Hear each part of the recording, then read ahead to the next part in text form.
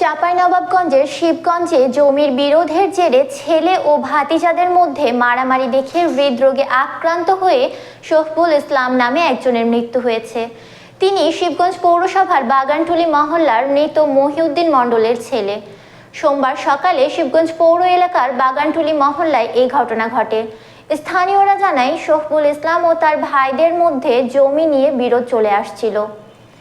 এরই জেরে সকালে শফিকুলের ছেলে সোহান, সরল, সাদাব ও তার ভাতিজা শান্ত, সজীবের মধ্যে কথা কাটাকাটি হয়।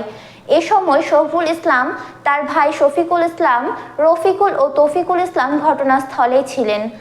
এক পর্যায়ে ছেলে ও ভাতিজাদের মধ্যে মারামারি দেখে শফিকুল ইসলাম হৃদরোগে আক্রান্ত হয়ে মাটিতে পড়ে যান।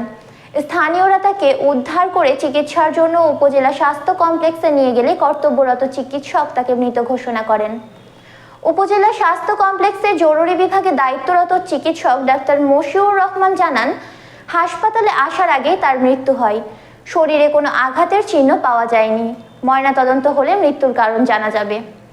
শিবগঞ্জ থানার পরিদর্শক সুকমল চন্দ্র দেবনাথ বলেন, খবর পেয়ে ঘটনাস্থলে পুলিশ পাঠানো হয়, তবে মারামারিতে নয়, হৃদরোগে আক্রান্ত হয়ে তার মৃত্যু হয়েছে বলে জানিয়েছেন নিহতের স্ত্রী ও ছেলে।